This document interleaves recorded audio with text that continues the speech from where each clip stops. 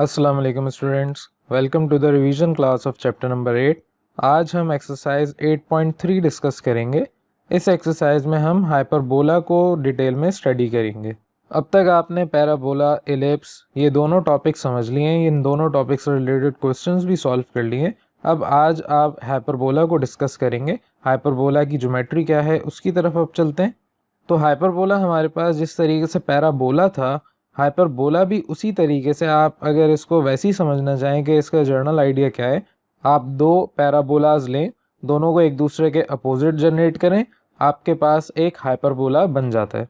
लेकिन हाइपरबोला की actual geometry क्या है उसकी तरफ आते हैं। जिस तरह एलिप्स में आपके पास दो वर्टेक्स और दो फोकस थे, उसी तरीके से हाइपरबोला में भी आपके पास दो फोकस और दो वर्टाइसेस हैं।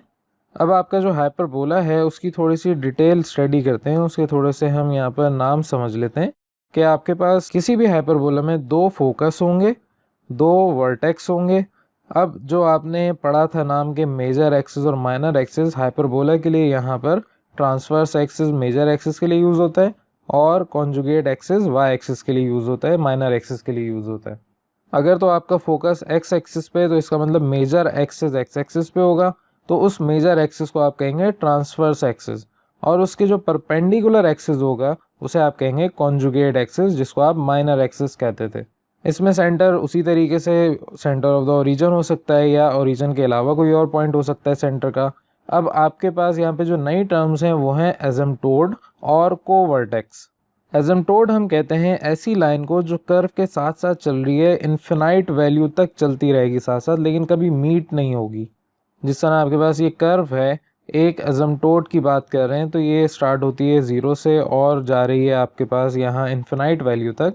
तो आपके पास एसिम्प्टोड ऐसी लाइन जो बिल्कुल टेंजेंट टू द कर्व की तरह है, लेकिन टेंजेंट आपके पास जो है वो किसी एक पॉइंट पे मीट हो जाता है। एसिम्प्टोड आपके पास मीट नहीं होती, ये इन्फिनाइट वैल्यू तक साथ साथ पैरेलल चलेगी लेकिन मीट नहीं होगी। और जब आप अपने एसिम्प्टोड ड्रॉ कर लेते हैं तो आपके पास जो वर्टेक्स है वहाँ से एक लाइन आप ड्रॉ करते हैं परपेंडिकुलर, और जिस लाइन पे आपके पास एसिम्प्टोड पे ये टच होती है, ये सारी हाइपोथेटिकल लाइन है, तो आप एक और परपेंडिकुलर लाइन ड्रॉ करते हैं, और वो लाइन जब आपके पास वाई एक्सिस पे कट होती है तो उस पॉइंट को आप कहते हैं कि ये कोवर्टेक्स है। कोवर्टेक्स का मतलब पॉइंट बी जो आपने पीछे अज्यूम किया था। तो ये सिंपल सा आपके पास स्टैंडर्ड हाइपरबोला था। अब स्टैंडर्ड इक्वेशन ऑफ हाइपरबोला की बात करें तो आपके पास यहाँ पर फोकस को एफ से रिप्रेजेंट करते हैं, आपका जो वर्टेक्स है वो ए से, कोवर्टेक्स को आप बी से रिप्रेजेंट करते हैं। एसिम्प्टोड की अपनी इक्वेशंस है, इसके अलावा आपके पास सेंटर अगर ओरिजिन पे है तो इसका मतलब स्टैंडर्ड इक्वेशन ऑफ पैराबोला आपकी जनरेट होगी। तो आपके पास इक्वेशन ऑफ पैराबोला जब मेजर एक्सिस यानी कि ट्रांसवर्स एक्सिस एक्स एक्सिस पर है, तो आपके पास equation x square upon a square minus y square upon b square is equal to 1। ये बिल्कुल आपके पास एलिप्स की इक्वेशन की तरह है, लेकिन यहाँ पर आपके पास माइनस साइन रिप्रेजेंट कर रहा है कि ये हाइपरबोला की इक्वेशन है। और इसी तरीके से when major axis on Y axis, तो आपके पास y square upon a square minus x square upon b square is equal to 1।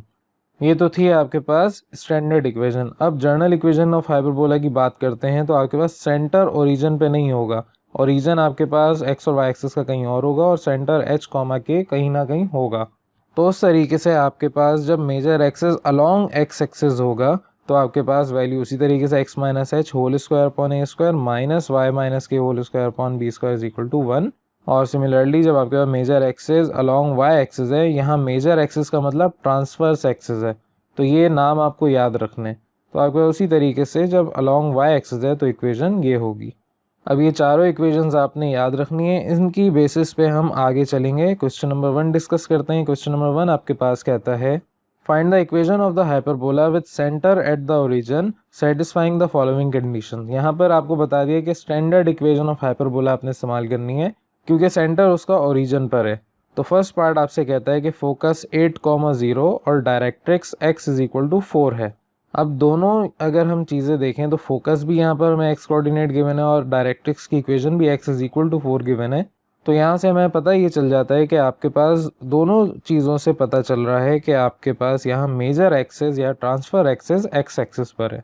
तो सोल्यूशन की तरफ आते हैं। आप सबसे पहले कहेंगे कि आपको फोकस 8,0 गिवन है, इसके अलावा equation of directrix x is equal to 4, तो इक्वेशन ऑफ डायरेक्ट्रिक्स आपके पास होती है x is equal to a upon ई।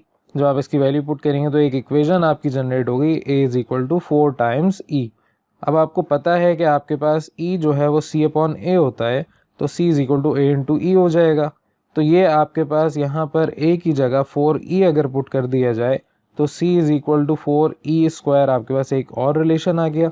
अब क्योंकि c की वैल्यू गिवन है तो आप यहाँ से 8/4 e square is equal to 2 और e is equal to under root 2। याद रहे हाइपरबोला की इसेंट्रिसिटी कभी भी 0 से नीचे नहीं हो सकती, इसकी जो वैल्यू है वो हमेशा ग्रेटर देन 1 होती है। तो यहाँ पर आपके पास हाइपरबोला के लिए लाजमी है कि इसेंट्रिसिटी ग्रेटर देन 1 होनी चाहिए, इससे नीचे नहीं हो सकती। तो अब आपके पास इसेंट्रिसिटी भी आ गई है, आप इसे वापस इक्वेशन 1 में पुट करें, आपके पास a की वैल्यू आ जाएगी। a का स्क्वायर करें तो a square is equal to 32। आपका जो रिलेशन है हाइपरबोला का एलिप्स की तरह, उसी तरीके से अब c square is equal to a square plus b square है। यहाँ पर आपके पास c की वैल्यू बड़ी है, a और b इससे कंपैरेटिवली छोटी वैल्यूज़ हैं। तो एलिप्स के लिए आपने रिलेशन पढ़ा था a square is equal to b square plus c square. अब यहाँ पर आपका रिलेशन चेंज हो गया है, तो आपके पास वैल्यूज़ दोनों मौजूद हैं। वैल्यू पुट करें, सॉल्व करने पर आपके पास b square is equal to 32 answer आ गया। अब अगर आप गौर करें तो लाजमी नहीं है कि आपके पास a बड़ा होना चाहिए b छोटा होना चाहिए, दोनों सेम भी हो सकते हैं, दोनों डिफरेंट भी हो सकते हैं। इससे कोई फ़र्क नहीं पड़ता a और b से कि आपके पास मेजर एक्सिस कौन सा है और माइनर एक्सिस कौन सा है। तो बहरहाल आपके पास इक्वेशन ऑफ हाइपरबोला के लिए आपकी स्टैंडर्ड इक्वेशन ऑफ हाइपरबोला इस्तेमाल होगी। अब मेजर एक्सिस हमें पता था कि एक्स एक्सिस है, तो वैल्यूज़ हमारे पास इसमें पुट करने पर इक्वेशन में a square is equal to 32, b square is equal to 32 आप वैल्यू पुट करेंगे, आपके पास x square minus y square whole divide by 32 is equal to 1 और फाइनल इक्वेशन आपकी आ जाएगी x square minus y square is equal to 32। ये आपके पास इक्वेशन इस तरीके से निकाली जाती है। अब चलते हैं नेक्स्ट पार्ट की तरफ। नेक्स्ट पार्ट में आपसे कहा है कि लेंथ ऑफ लेटेस्ट रेक्टम आपके पास गिवन है, transverse axis along Y axis है और इसेंट्रिसिटी आपकी यहाँ पर गिवन है। ट्रांसवर्स एक्सिस का मतलब मेजर एक्सिस आपका अलोंग वाई एक्सिस है।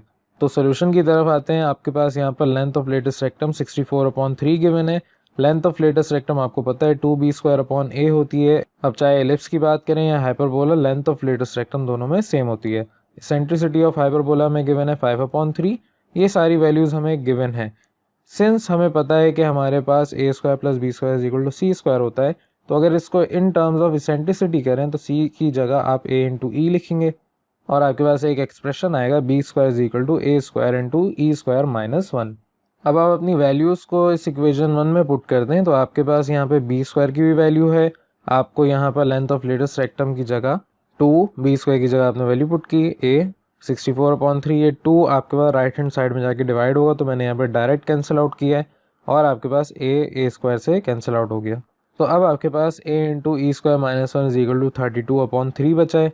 e की वैल्यू आपको गिवन है 5/3 पुट करें, जब आप इसको सॉल्व करेंगे एलसीएम लेंगे तो आपके पास 16/9 आंसर आएगा एलसीएम का। और आफ्टर मल्टीप्लिकेशन डिवीजन जब आप कैंसिल आउट करेंगे तो आपके पास a into 1/3 is equal to 2 और इसको सॉल्व करने पर a इज इक्वल टू 6, यानी कि a square is equal to 36। अब जब आपके पास a की वैल्यू आ गई, आप इसको c की वैल्यू में पुट करें तो c is equal to a into e, दोनों वैल्यूज़ आपको पता है, सॉल्व करने पर c इज इक्वल टू 10, यानी कि c square is equal to 100। According to relation of hyperbola आपके पास यहाँ पे c square is equal to a square plus b square. आपको यहाँ से b स्क्वायर की वैल्यू चाहिए, आप चाहें तो इसको b स्क्वायर की जगह भी पुट कर सकते थे जो आपने रिलेशन निकाला था, या आप इस तरीके से भी वैल्यू निकाल सकते थे। तो आपके पास b स्क्वायर की वैल्यू 64 यहाँ पर आ गई। अब जो आपके पास तमाम वैल्यूज़ मौजूद हैं इक्वेशन ऑफ हाइपरबोला, आपके पास जब major axis on Y axis है, क्योंकि स्टैंडर्ड इक्वेशन ऑफ हाइपरबोला हमने इस्तेमाल करनी है, तो यहाँ पर आपके पास वाई एक्सिस के लिए जिस तरह मैंने पीछे कहा था कि लाजमी नहीं है a में और b में कौन सी वैल्यू बड़ी है, यहाँ पर आपको बता दिया कि वाई एक्सिस पे आपका ट्रांसवर्स एक्सिस है। तो जब आप इसको सॉल्व करेंगे आपके पास इक्वेशन आएगी 16y square minus 9x square is equal to 576। इसी तरीके से अब चलते हैं नेक्स्ट पार्ट की तरफ। पार्ट नंबर 6 में आपसे कहा है कि वर्टाइसेस गिवन है और रेक्टेंगुलर हाइपरबोला है। रेक्टेंगुलर हाइपरबोला का मतलब कि आपके पास जो a और b की वैल्यू है वो सेम होगी, यानी सेमी ट्रांसफर एक्सिस दोनों आपके सेम होंगे। तो सोल्यूशन की तरफ चलते हैं। आपको वर्टाइसेस गिवन है a is equal to 0, plus minus a। तो इस 0, प्लस माइनस a से मुझे पता चल गया कि मेरे पास यहाँ पर a की वैल्यू 3 है और आपके पास हाइपरबोला y एक्सिस पे मेजर एक्सिस रखता है। अब जो आपके पास मेजर एक्सिस यानी कि ट्रांसवर्स एक्सिस y एक्सिस पे और आपको a इज इक्वल टू 3 भी पता है, तो यहाँ से आप b इज इक्वल टू 3 भी निकाल लेंगे क्योंकि आपको गिवन है रेक्टेंगुलर हाइपरबोला। और आपके पास b और a दोनों वैल्यूज़ आ गई, तो according to standard equation of hyperbola when major axis is on y axis, आपके पास इक्वेशन ये मौजूद है। वैल्यूज़ पुट करेंगे, आपके पास y² minus x² is equal to 1। जब आप इसको सॉल्व करेंगे आपके पास y² minus x² is equal to 9, ये आपकी इक्वेशन आ जाएगी। यहाँ तक हमने तमाम पार्ट्स डिस्कस कर लिए। जो पार्ट्स डिस्कस नहीं किए मैंने वो आपने खुद सॉल्व करने। क्वेश्चन नंबर 2 की तरफ चलते हैं। क्वेश्चन नंबर 2 में आपसे कहा है कि find the eccentricity, foci and directrix of each of the following, यानी डायरेक्ट्रिसेस मालूम करने हैं, एसेंट्रिसिटी मालूम करनी है और फोसाई, ये 3 चीज़ें हमें कहा है कि आप निकालें। और आपको एक इक्वेशन ऑफ हाइपरबोला गिवन है जिसको आपने रीअरेंज करना है। सोल्यूशन की तरफ आते हैं। आप इसको रीअरेंज करेंगे, +1 को लेफ्ट हैंड साइड से राइट हैंड साइड पे शिफ्ट करेंगे तो वो -1 हो जाएगा। डिवाइड कर दें बोथ साइड्स बाय -1 तो आपके पास -9x² प्लस y², ये माइनस माइनस प्लस हो गया, यहाँ प्लस था तो minus plus minus is equal to, ये आपस में कैंसिल आउट हो के 1। अब आपके पास रीअरेंज करने पर पता ये चला कि y² minus 9x² is equal to 1। अब क्योंकि आपको एक रिलेशन बनाना है, एक स्टैंडर्ड या जर्नल इक्वेशन में कन्वर्ट करना है, तो आप यहाँ पर 9 को डिवाइड में भेजेंगे तो ये 1/9 हो जाएगा और आपके पास 1 का square minus x²/1/3 whole square. तो यहाँ पर हम कंपेयर अगर करवाएं अपनी स्टैंडर्ड इक्वेशन ऑफ हाइपरबोला, जब मेजर एक्सिस हमारा y एक्सिस पर हो तो आपके पास y² minus x² is equal to 1। यहाँ से हमें a और b पता चल गए कि 1 और 1/3 के बराबर है। अब जब a इज इक्वल टू 1 और b इज इक्वल टू 1/3 हमारे पास आ गए according to relation of hyperbola, c² value निकालनी है तो a और b की वैल्यू पुट कर दें। आपके पास c² इज इक्वल टू 10/9, यानी कि c is equal to √10 whole divide by 3। अब सवाल में हमें बोला था कि एसेंट्रिसिटी बताएं, तो एसेंट्रिसिटी का फॉर्मूला हमारे पास c/a होता है। आपके पास c की वैल्यू भी मौजूद है, a आपको पता है, वैल्यू पुट करें तो एसेंट्रिसिटी √10/3, ये आंसर आ गया। इसके अलावा आपके पास यहाँ पर फोसाई भी मालूम करना, तो फोसाई हमें पता है क्योंकि y एक्सिस पे हमारा मेजर एक्सिस है और स्टैंडर्ड इक्वेशन ऑफ हाइपरबोला हम इस्तेमाल कर रहे हैं, तो आपके पास f is equal to 0, ±c, तो दोनों फोसाई के हमारे पास वैल्यूज़ आ गई। और इसी तरीके से इक्वेशन ऑफ डायरेक्ट्रिक्स हमें कहा था, तो 2 इक्वेशन होती हैं आपकी, 2 डायरेक्ट्रिक्स होती हैं, तो आपके पास y is equal to ±a/e, value put करें आपके पास y इज इक्वल टू ±3/√10। आप चाहें तो इसको यहाँ पर भी आंसर छोड़ सकते हैं, वरना आप इसको रैशनलाइज कर लें तो 3√10/10 ये आपके पास y की वैल्यू आ जाएगी। इसी तरीके से अब चलते हैं क्वेश्चन नंबर 3 की तरफ। क्वेश्चन नंबर 3 में आपसे कहा है find the eccentricity of hyperbola whose latest rectum is double the transverse axis। तो लेटेस्ट रेक्टम ऑफ हाइपरबोला हमारे पास 2b² होता है और ट्रांसवर्स एक्सिस की लेंथ हमारे पास 2a के बराबर है। कंडीशन हमें गिवन है length of latest rectum is equal to twice of length of transverse axis. Values put करें आप लेंथ ऑफ लेटेस्ट रेक्टम और लेंथ ऑफ ट्रांसवर्स एक्सिस की, तो आपके पास यहाँ से 2 आपस में कैंसिल आउट हो जाएगा। जब आप इसको सॉल्व करेंगे तो आपके पास b² is equal to 2a², क्योंकि यहाँ पर a उधर जाके मल्टीप्लाई होगा, आपके पास एक इक्वेशन आ गई। अब आप अपने हाइपरबोला का रिलेशन इस्तेमाल करते हुए मज़ीद सॉल्व करेंगे तो आपके पास यहाँ पर हाइपरबोला का relation a² + b² is equal to c²। इसे रीअरेंज करें, in terms of eccentricity open करें, आपके पास यहाँ पर b² is equal to a² into e² - 1 और आपने b² is equal to 2a² एक इक्वेशन निकाली थी वो वापस इसमें पुट करें।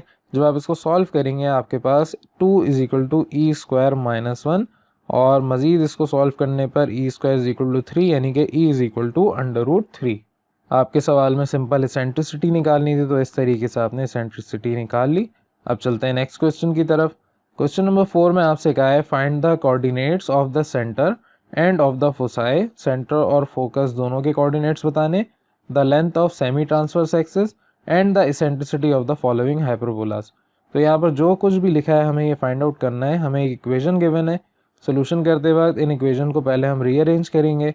आपके पास यहाँ पर रीअरेंज करने पर 4x² - 8x -y² - 2y - 1 is equal to 0।